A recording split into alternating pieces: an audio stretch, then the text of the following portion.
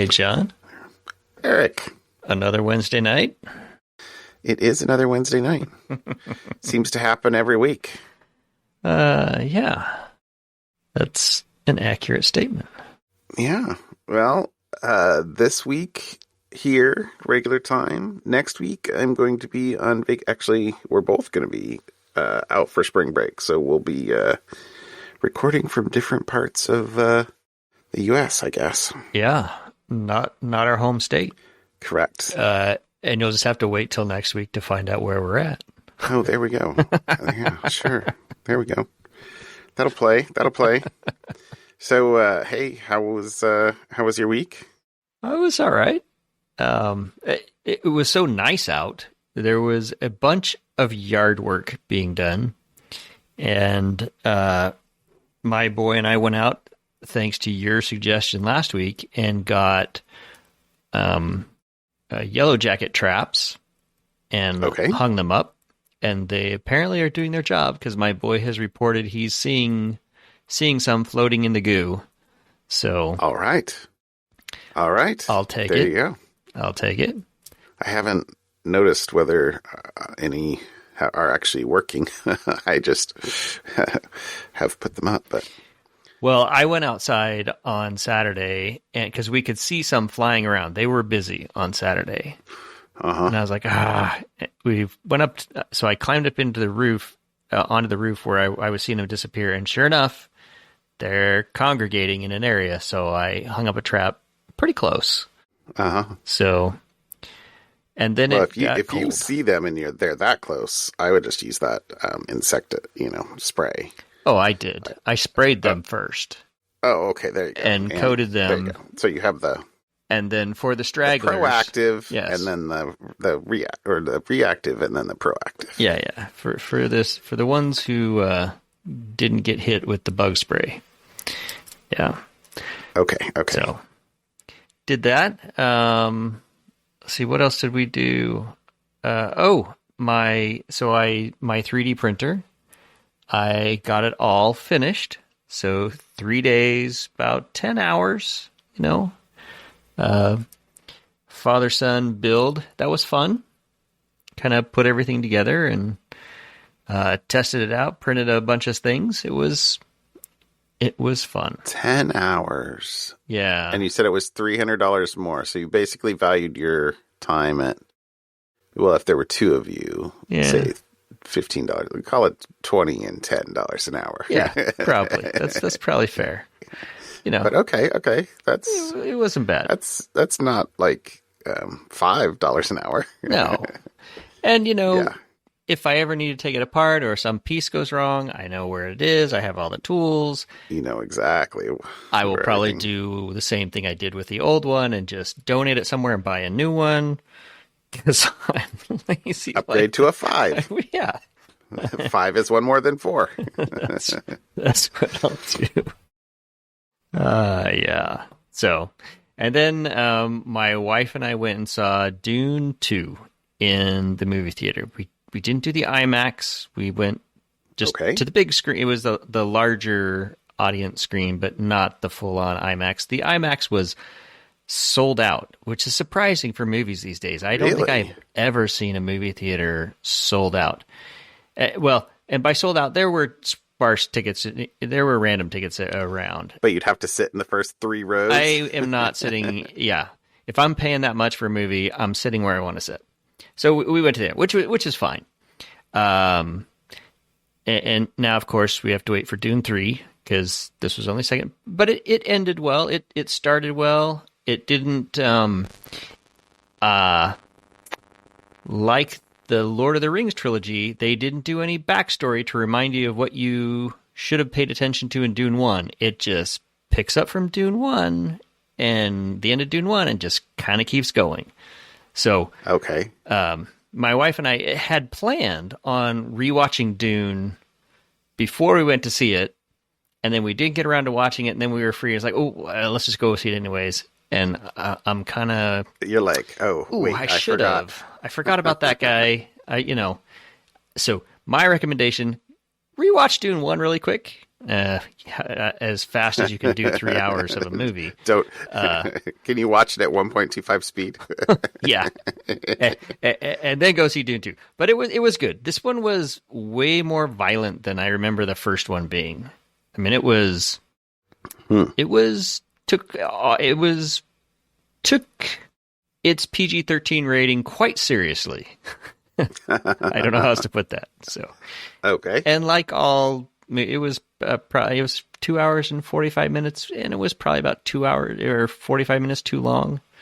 You know, I think they could have told what they needed to tell in the 2 hours, but the pacing, it was like Dune 1. It's a very slow, methodical pacing, Right. interspersed with very intense action. And then slow, Right. methodical pacing, and then intense action. So it was good. I'd go see it. I would go see it. Okay. I have to say, I don't know if there will be a movie theater on the island we'll be on. If there is, I'll probably go to the movie. Well, If I there you don't, go. if there isn't, I guarantee I won't. It's got the process of elimination at that point. So, anyway, yeah, we'll have to see. We'll have to see. All right. Well, first things first. Last Thursday was Pie Day. Yay, Pie Day. That was delicious. What pies did you consume? Well, I'm a pie. Oh, what would you say? Connoisseur? No, I was like, I'm not judgy. You're I like all pies. All pies are welcome here. Well, that's not quite true. There, you can have good savory pies, but I'm mostly here for the sweet pies. Anyway, and yeah. okay. Anyway, but I had so you and I went out to lunch with a friend on Pie Day, and I had a Marionberry cheese pie, And which was freaking licious. and my wife afterwards, like, she was like, "Hey, would you eat this?" And I'm like, "That." She's like, "You know, that's a sour cream pie, right?" I'm like, "I don't know. It was like cheesecake." And she's like, "It's got tons of sour cream in it." I'm like, "It does?" She's like, "Yeah, you hate sour cream." I'm like, "Well, that was really good." She's like, so I'm like, I don't know. I guess maybe I like sour cream if you put 2 cups of sugar in it. I don't know. Anyway, but I bought a cherry pie and a coconut cream pie to bring home for the family, which we've been nibbling on for the last almost a week, I guess. We actually just finished the cherry pie today. So we had bought at the same lunch outing a lemon meringue pie, and we just finished it this evening. So I hear you. Same thing. Pretty much the same thing. Yeah, my what was last Wednesday? I forget, or last Thursday. Because the high school play opened last Thursday. So my son was doing crew for that, and evidently they were shorthanded because somebody broke their leg the first time. Oof. And my wife was like, "Oh, that's really too bad that they broke their leg and then they weren't able to help." And my son was like, no, they broke their leg at the school, like doing something with crew. And I'm like, "Oh, that can't have been good."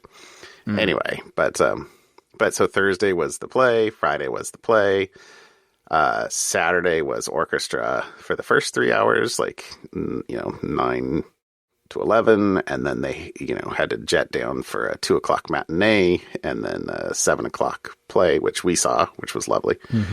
And then I think Sunday was the day of rest ish around the house, but really Naps. that just meant that I wasn't working on work stuff. I was working on outside stuff. Saturday was the B day, so I'll talk about that in a second. But Sunday I I tilled the garden, got a bunch of stuff covered with cardboard where it needs to be not weedy. Planted a bunch of bulbs. Got out the lawnmower, mowed a bunch for a bit. Sprayed the peaches with the copper fungicide to hopefully get some peaches this year. And I like all sorts of stuff. I just spent all day outside. Well, I am trying to channel my inner Farmer John, and Okay. I bought an arrow garden. Have you heard of these? It's the little thing that you put inside, and it's got these little seed pods, and then you can grow like basil and thyme and mint and stuff indoors. And it's a whole little unit. It's got a little... Anyways, that was my attempt at gardening this week. That sounds lovely. I have a little herb garden now in my kitchen with the fancy lights and... Anyways, so... That's awesome. I am channeling my inner Farmer John and going to try to grow some indoor plants. I encourage it. You say that, but I have like the brownest thumb that ever existed on the planet. Like, if it's alive, I guarantee that if it's under my care, it will not be soon. I'm much better with things that are already inanimate. But anyway. So, a brief bee update is so the 8th grader that I was mentioning came over, so that was her first time ever like seeing bees up close. We found all 3 queens, and so you have 3 hives. I have 3 hives. Okay, 2 of them are doing fine. That's good. They're fine. The 3rd one was, holy criminy, I don't think any more bees could fit in these 2 boxes. It was so booming. I was like, this is gonna split, and I need to do something like right now. So I did a split, which I did not expect to do. So you have 4 hives. Well, you got to grow a queen or something, right? I have 3 exactly. I have 3 and a probability of a 4th. Okay. P where P is somewhere between 0 and 1 of a fourth hive. But I've actually decided. So tomorrow afternoon, I have to run 5-hour drive down to pick my son up. I'm going to stay tomorrow night down in Klamath Falls. And so late afternoon, I decided. So 2 things that I did wrong on Saturday. When we split the hive, I found the queen, put her in a separate box with some other brood and stuff. And then, the bees are supposed to, they'll raise up their own queen cells in where the hive was. But I didn't leave her enough space, and I took a lot of bees over there, put it in a 6-frame nuke.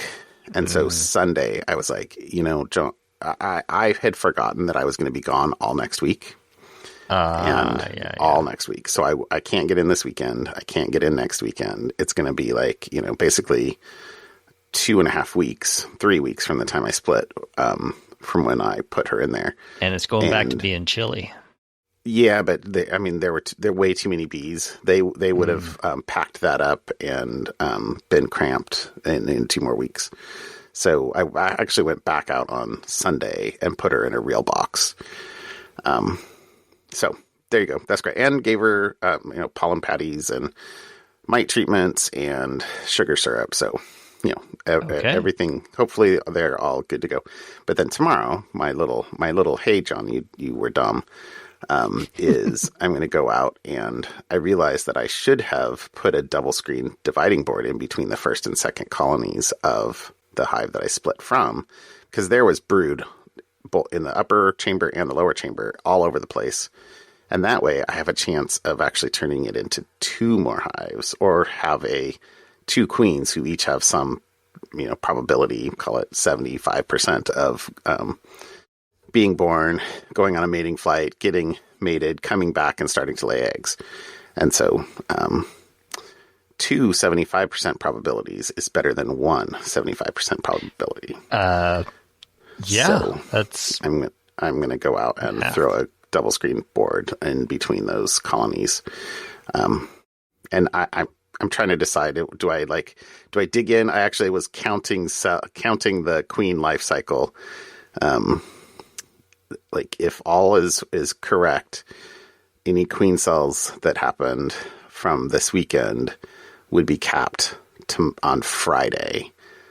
And that would be the better time to do it, but I'm not going to be here on Friday, and I can't do it on Saturday, and I'll be gone. So tomorrow it is. I'm going to try that. Anyway, that's my current dilemma. John, you were unprepared, and you were not smart as you should have been. But that's okay. It's all good. But it was fun. All good. It was fun. I had a great weekend. Okay. The weather was lovely. Yeah, it faked us out. Made it beautiful weather. It's always. And then it's... Exactly. It's going back to be a little chilly for a little longer, but it'll get good again. It is not yet spring. It is the Taunting Spring. That's the Taunting Spring.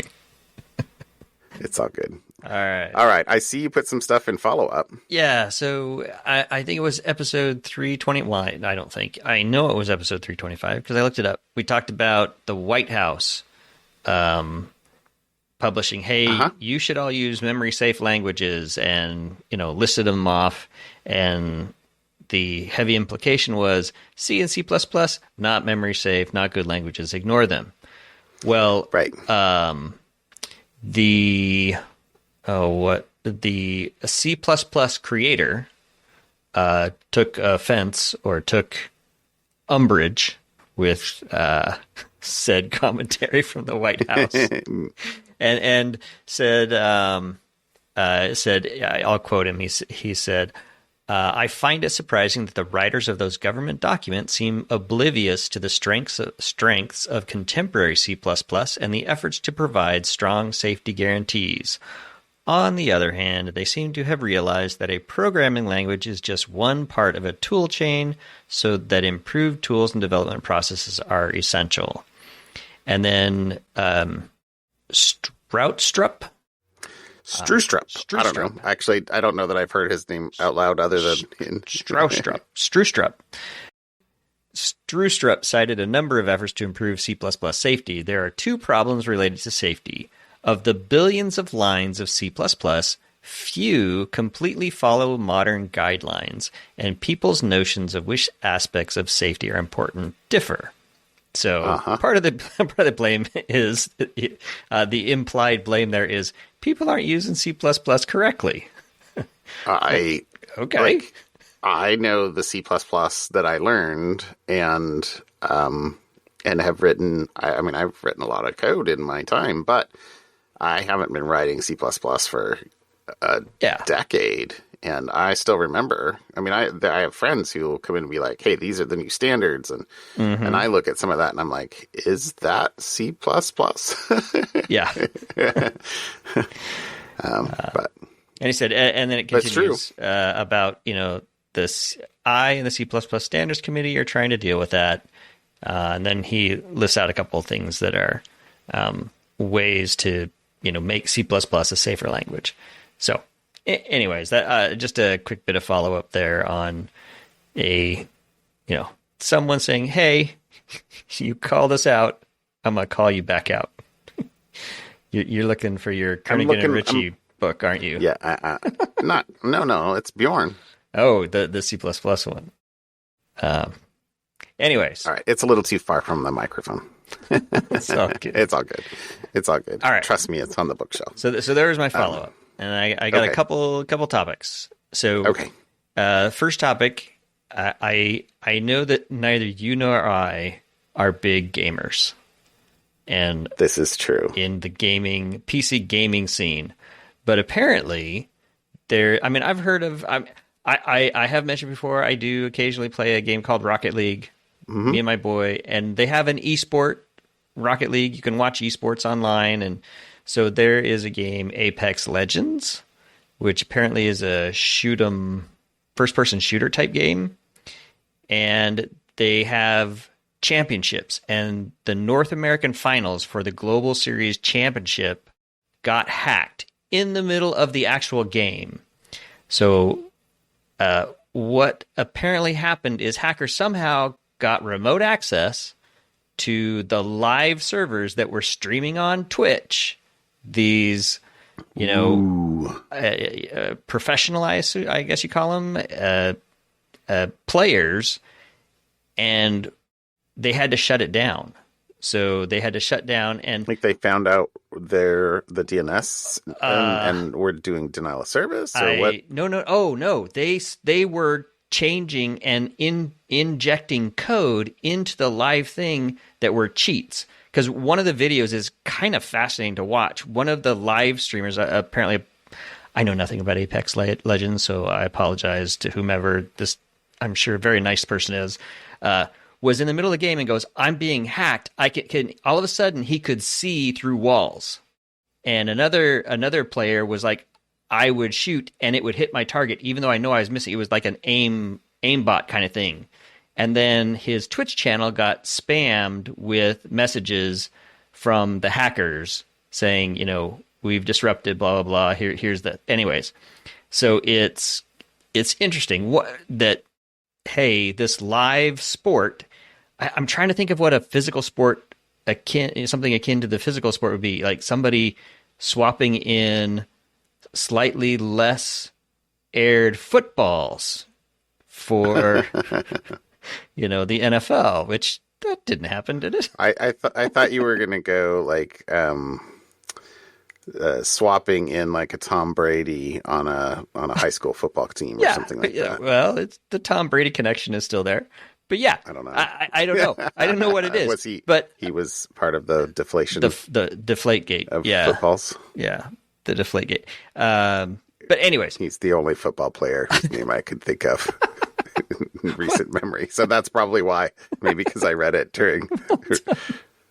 Anyway, but like there are these anti-cheat programs that are running, and the anti-cheat folks came out immediately and said, "We're confident there's no RCE vulnerability in our anti-cheat software that's being exploited," because they all have to run it so that So wait. So the contention is that the anti-cheat software was the vector. That's what people are saying, and the anti-cheat software is saying we're confident it's not us. So more to come, I am sure. This happened Monday, I guess. So I am sure will be more information to come. It's a 50-50 shot that I will care enough to try to follow up. We will look forward to the remote or the root cause analysis. Yeah. Anyways, so that was article number 1. You're in an online game, which I imagine is pretty popular. I mean, I've watched some of the Rocket League esports games. They're kind of fun. They get crowds. They get anyways. So that's the first one. AI crowds? Yeah, well, maybe. Okay. So the second one is on SIM swapping. So we've talked about SIM swapping in the past, where someone goes and they get your SIM card and they swap it, and then they can get access to your Bitcoin. And the industry came out, and Apple was truly pushing the concept of eSIMs. So digital SIMs. So you can't swap out the SIM cards. You have to physically do that. Apparently now there are the SIM swapper attackers have changed tactics and have now figured out ways to do SIM swapping with virtual SIMs, which, when you think about it, probably would be easier because, well, maybe it doesn't matter, but because it's all there. You don't have to actually physically call AT&T or Verizon and con them into saying, "Hey, I'm, Jeff Bezos. Can you change my phone from this number to this number, or this IMEI to this IMEI?" You don't have to social engineer anybody. You just need to get into the user's account and swap it yourself. Because as someone who has recently had to change phones, I have swapped eSIMs. Obligatory. I'm sorry. I have, and it's a very simple process. I just go in and I say, "Yeah, move this phone," and log into my account. Yes, I approve, and there's a little notification. Yes, I approve, and then click, click, click, and done. So now, apparently, the SIM swapping gangs have changed tactics, and they are able to continue with their SIM swapping goodness through other means, just different ways. I am still also one of those people who have Luddites? added the opposite, I suppose. I don't know what. Added an extra passcode to my AT&T account. So I have AT&T. Oh, okay. And you can log into AT&T, and there's 2FA, so they have two-factor authentication. Then they have an even additional. You can get into your account but not have access to certain features like SIMs and other things unless you add an additional layer of security, an additional password. And I have this set up, and every time I log into my AT&T account, it says, check this box to disable that. It's kind of a pain. And I'm like, no, it's not. You're aware of the spectrum on which ease of use and security sit. Yeah. So anyways, those were my two articles this week is SIM swappers are back and hacking live esports tournaments for fun. Wow. And amusement, I suppose. So there you go. I should log in and see, because I am who I am, and evidently I like pain. Oh, no. I think I don't have Verizon anymore. Anywhere. Okay. I was going to say I have accounts at all three, but no, Verizon's now gone. But I do have T-Mobile for the 5G backup at home, right. And they used to be back a few years ago. The first iPad I ever got that had a cellular in it. T-Mobile had the best kind of low cost plan, so I used to have them. So anyway. Tell you what I do with the iPad is I have a Google Fi account. Yeah, and then I just get a data only SIM and I drop it in the iPad. And it's pretty darn cheap. Yeah, I have now my iPad's on my AT&T account, but I do have Google Fi for my son's phone. So I mean I could have done that, but for my other boy, Google Fi just did not work. Really? I couldn't figure out what. I mean, it worked for a couple of years, and then something was going on where. And this was, of course, literally, I think I might have even complained about this back in the fall. Literally the day that we're dropping him off at college, he's like, oh, by the way, my data on my phone doesn't work. That's right. And I was like, wait, what? Oh, no, it hasn't for a few weeks. I told you that. I was like, wait. But we're about to leave you 5 hours away. Like, the intent of your phone is so that it is reachable. And in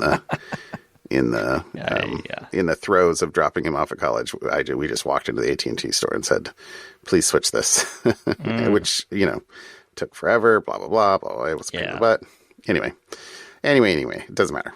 I should just go in and make sure that I also have an extra layer of security for SIM swapping in my AT&T account, which I think I do because they ask me for another code, but I never log in. Yeah. Blah, blah, blah. TMI. Okay. All right. My article tonight. I'm getting a lot of stuff from Zach Whitaker lately. I feel like he's got a great newsletter. You should sign up for it. This is a link to a New York Times article about data collection. And most modern cars are telemetry generating machines. Uh-huh. And if you have signed up for, and if you didn't know that you signed up for it, if you've enabled, features in the modern cars apps, things that help you, say, drive safely, there is almost certainly by the way, we have the ability to share your data with trusted partners, and the data about abrupt stops, fast corners, speeding is being shared with insurance companies. Of course. There are, and there has been for a while, insurance companies. I think it's Progressive that's always kind of talking about Snapshot, right? The thing that you plug into the OBD2 port and it monitors your driving and you get lower insurance because they're tracking you. Yeah. Well, that's a hard sell for many people. That, hey, will you please let us monitor your every move so that we can give you, save $20 or whatever. I don't know how much they save. So, naturally, the insurance companies are looking for other ways to get that same data without having to have customers realize that this is happening. And you might think that automakers who collect the data are looking for revenue.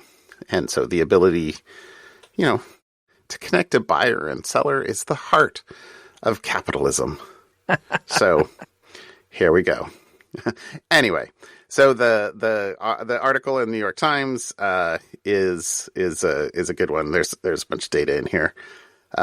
Starts with talking about a driver, 65-year-old, drives a Chevy Bolt, and he said he was surprised in 2022 when the cost of his car insurance jumped by 21%.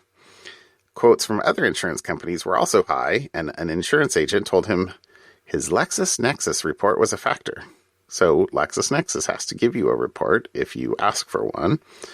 And it had, when Mr. Dahl asked for this, more than 130 pages about his driving behavior, detailing each time he or his wife had driven the Bolt over the previous 6 months, the dates of 640 trips, start, end times, distance driven, accounting of any speeding, hard braking, sharp accelerations. It did not have their GPS location, although that is also available, of course. Mm-hmm. Here's the thing. Insurance for years, recent insurance companies have offered incentives to people who install dongles in their cars or download smartphone apps to monitor their driving.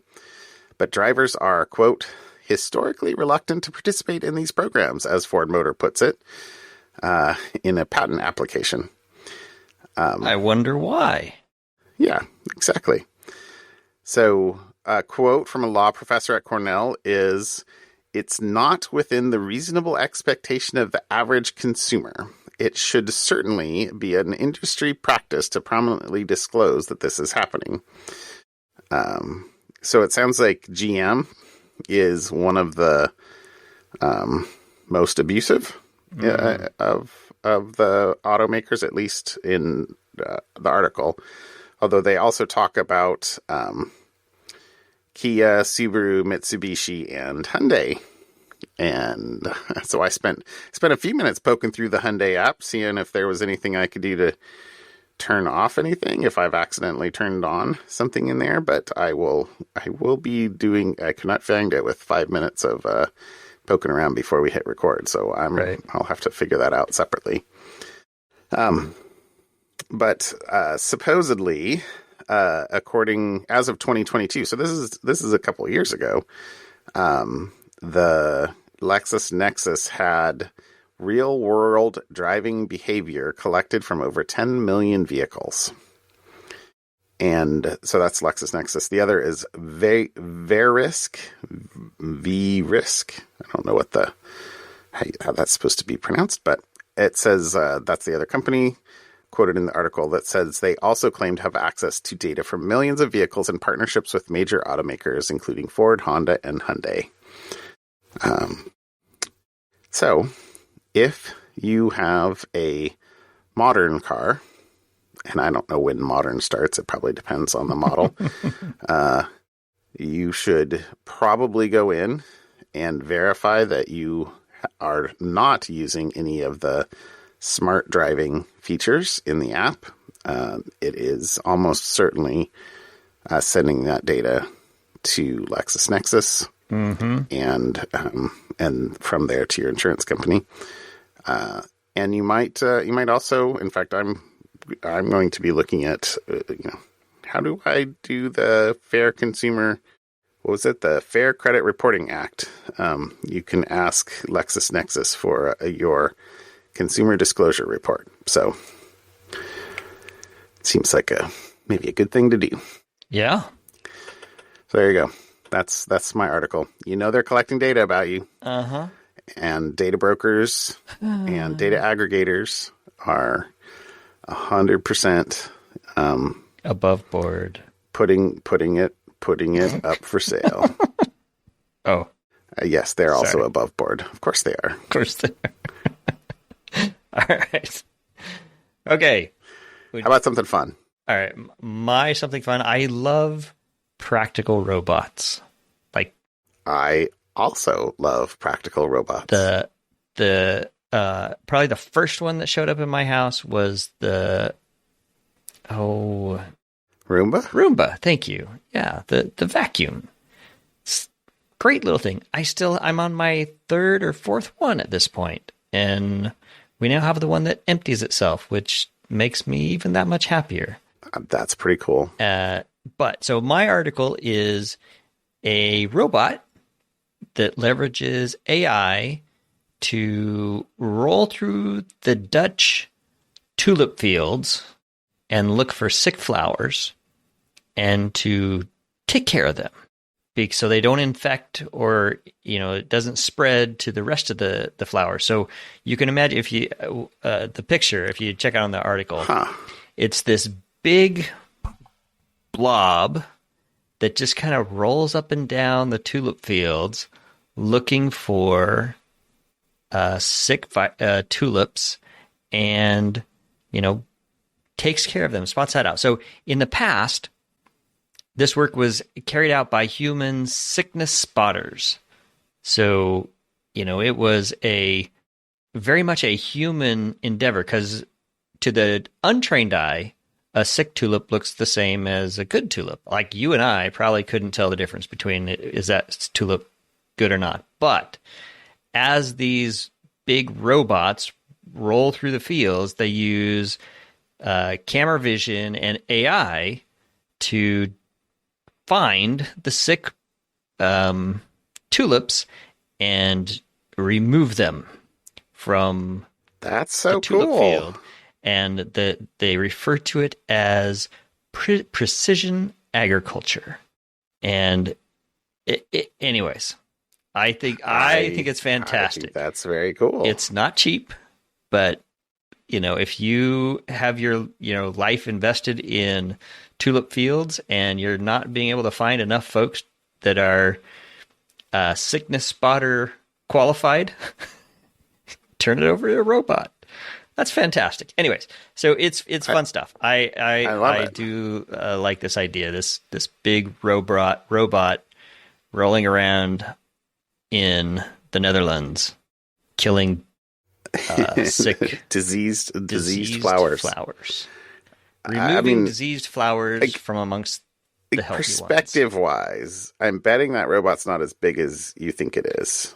Yeah, I'm sure. The picture does make it look huge, doesn't it? Yeah, the picture makes it look like it's a human habitation on tracks. Well, yeah. Let's see. I think in the article it did say the size because they cost $200,000, so they're not cheap.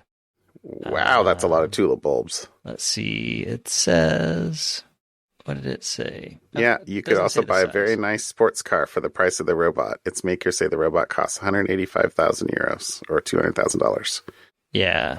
So I imagine it's not the size of a lawnmower, but probably not how the picture makes it look. It's not the size of a house. It's probably somewhere closer to a small vehicle, I would guess, or a tractor, smaller than a tractor, I would guess. That's cool. Okay, anyways, I also like practical robots. Practical robots are awesome. All right. Okay. My something fun, I saw this, and then I was like, we talked about, so this is about the Voyager 1 spacecraft. Right.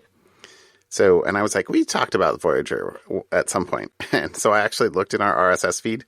It was in 2020.